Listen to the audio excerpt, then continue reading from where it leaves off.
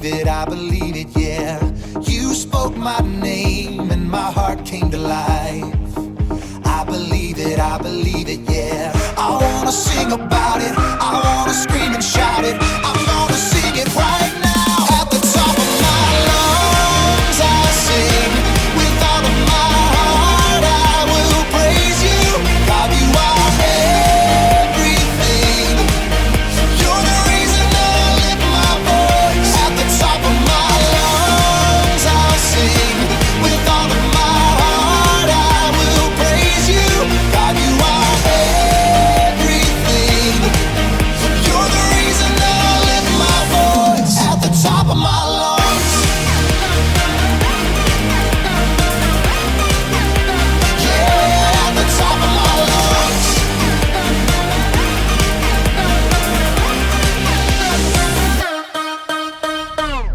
You're all I need every day in my life. I believe it, yeah. You're all I need, always here by my side. I believe it, yeah. I wanna sing about it, I wanna scream and shout it. I wanna sing it right now. At the top of my lungs I'll sing, with all of my heart I will praise you. God, you are everything. You're the reason that I lift my voice. At the top of my lungs I'll sing, with all of my heart I will praise you. God, you are everything. You're the reason that I lift my voice. At the top of my lungs. Yeah, at the top of my lungs.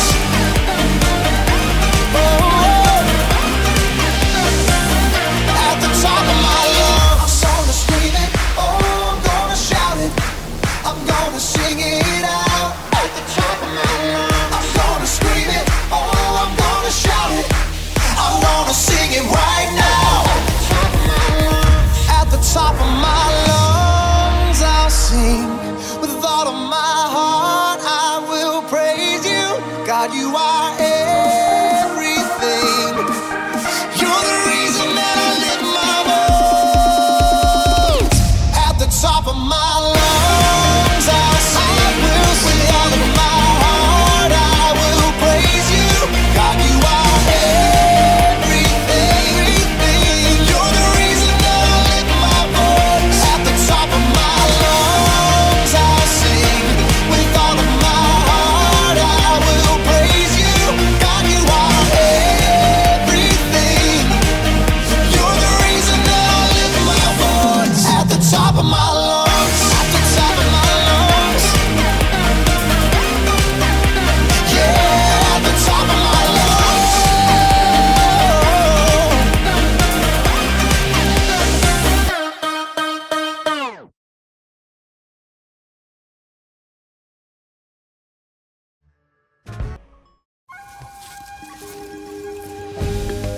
Hey, good day, adventurers. Welcome to Story Lab. This week, we're taking a look at the story of a man who went on a road trip but didn't keep a lookout for trouble. Whoa! If you look right over there, you'll see a wild 10-toed sloth. What? Okay, man, I'll go on a hike. Ooh, touchy sloth.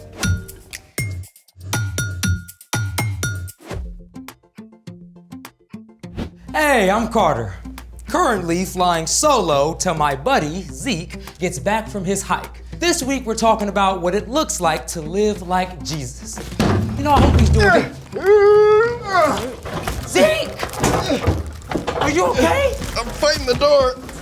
What happened? I'm Zeke. Welcome to Story Lab. Yeah, we did that bit. What happened to your arm? Oh, man. I only went on that hike to make you happy. Bro, you hadn't moved 2 steps all day. Yeah, well, I tripped over a bunch of rocks and rolled down a hill, then fell into a pond, and I had no idea goldfish were that vicious. Goldfish? I didn't even have a first aid kit. Oh, don't worry, bro. We're gonna get you patched up. Ah!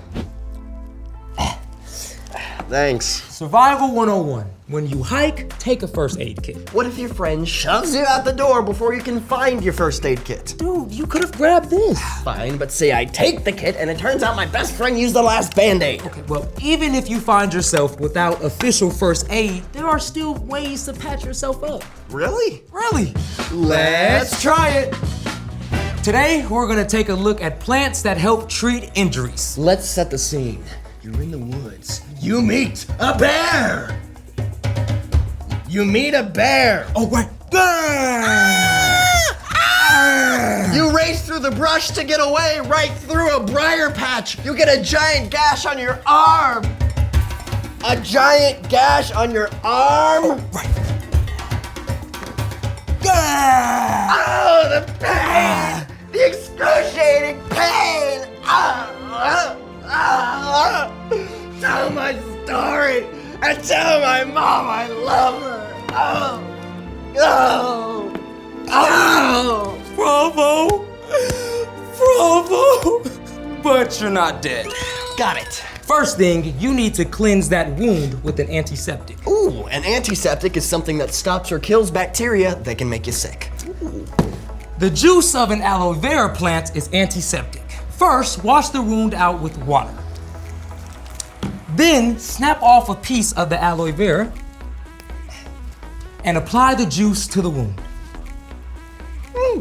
This stuff is awesome on burns too. My mom keeps an aloe plant in the kitchen. It even works on sunburn. But what if, say, my terrible wound still really hurts? Then you need an anesthetic. Oh. An anesthetic is something that makes you less sensitive to pain. Which brings us to one of my favorite plants. Cattails. Full disclosure, the Story Lab is not located in a swamp, therefore these are dried cattails. Fair. Yeah, well, cattails are known as the grocery store of the swamp. You lost me. Cattails are super useful. If you're hungry, the roots can be peeled and eaten. The pollen can be used like flour to make pancakes. And if something hurts, you can break off the bottom of a fresh cattail. Like that, and you'll find an anesthetic gel inside. Oh, sweet relief. Nothing like fake relief for a fake wound. Now, of course, you won't find all of these plants where you live, but you can get a grown-up to help you look up helpful plants in your area. Thanks for patching up my mortal wound. Happy to help. Speaking of which, it's time for... The story before the story.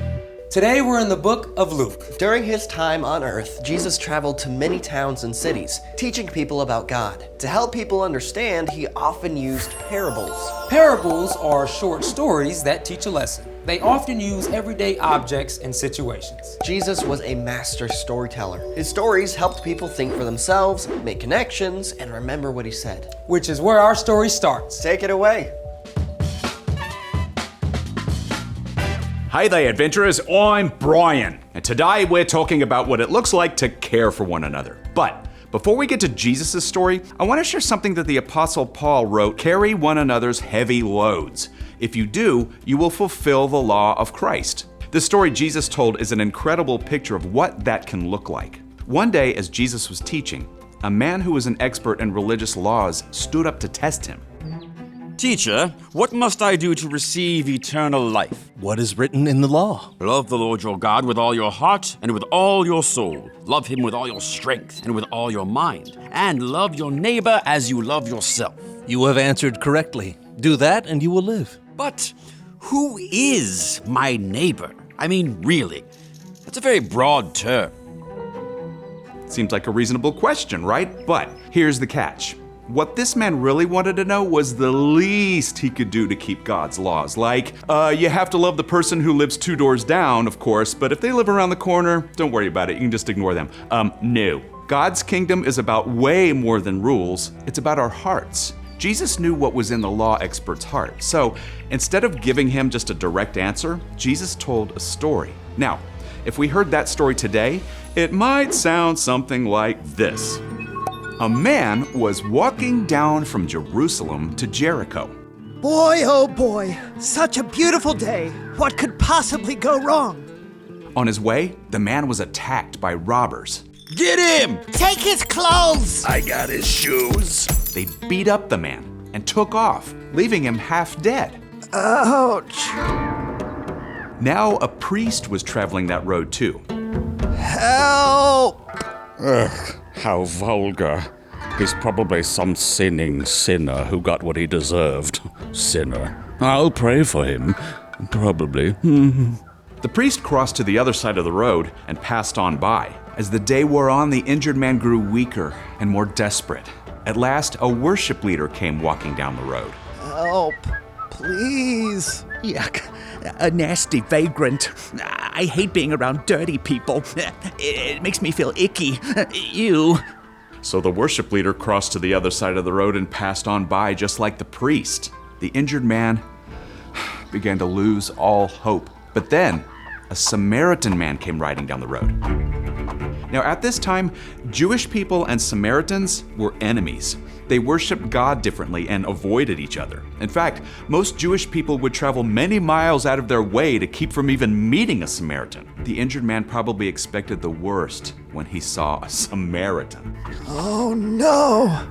But here's where Jesus flipped the script, because when the Samaritan saw the traveler, he felt sorry for him. The Samaritan man bandaged the traveler's wounds, treating them with oil and wine. Just hold on, bud. We're gonna get you fixed right up.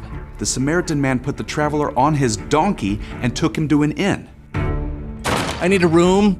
The Samaritan cared for the injured man. Before leaving the next day, he gave some money to the innkeeper. Take care of him. When I return, I will pay you back for any extra expenses. When Jesus finished telling this story, he spoke directly to that law expert. Which of the three do you think was a neighbor to the man who was attacked by robbers? The one who felt sorry for him. Go and do as he did. Jesus' story made it clear. Our neighbors aren't just the people who live near us. A neighbor is anybody we meet who needs our help. And loving others like Jesus is what God designed us for. As Paul wrote, carry one another's heavy loads. If you do, you will fulfill the law of Christ. The end. A Samaritan stopping to help a Jewish person?